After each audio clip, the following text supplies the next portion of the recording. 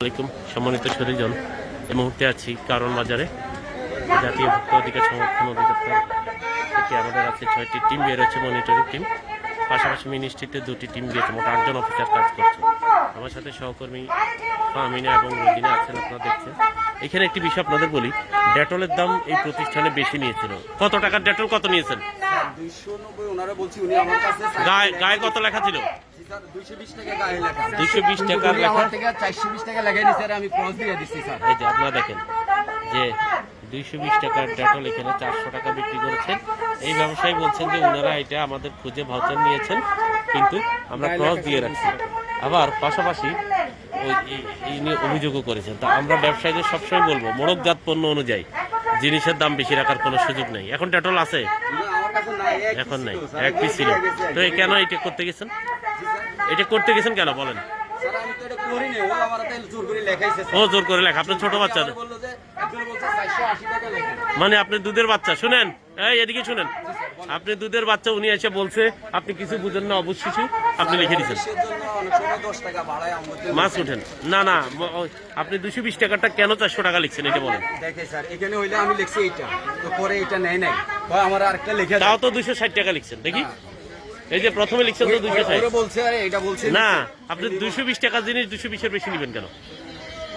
নেওয়া যাবে না কেন? এই যে এখন যে জরিমানাটা খাবেন, এখন তো বন্ধ করে দিতে হবে কেন?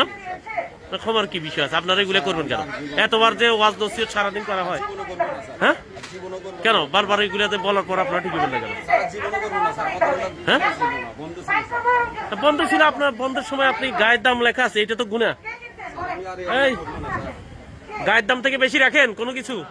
গায়ের দাম থেকে বেশি রাখা কি ঠিক আছে না গুনাহ? তাহলে উনি তো রেখে দিছে, তাহলে এতবার যে সারাদিন বলি তো লাভ হইল? হ্যাঁ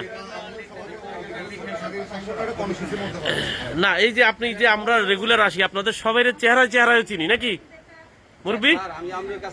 না এখন ছেড়ে দিচ্ছেন, ছেড়ে তো আইন অনুযায়ী হবে। আমি তো আইনের বাইরে যাওয়ার সুযোগ নেই। এটা তো শক্ত, মানে শক্ত জিনিস। এই যে ব্যবসায়ী সমিতির বলছি, এই সবাই ফাঁকন, এই বাবুরা যাও ওদিকে যাও, বলেন তো এটা হইলো বলেন? আপনার তো আল্লাহ তো দিচ্ছে, ব্যবসা করতেছেন, এবার খারাপ ব্যবসায় নেই। হ্যাঁ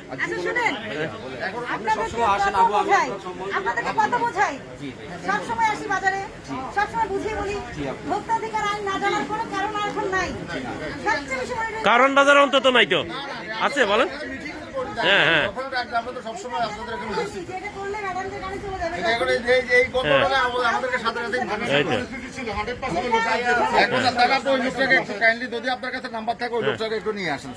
ঠিক আছে, আমরা ওনারও ডাকবো। উনি এটা করেছে নাকি এটা আমরা দেখবো। ঠিক আছে, আমরা বিষয়টা আপনারা দেখছেন সম্মানিত সুধীজন, এই যে এবং এই জন্য প্রতিষ্ঠানটি জরিমানার মধ্যে পড়ে গেল।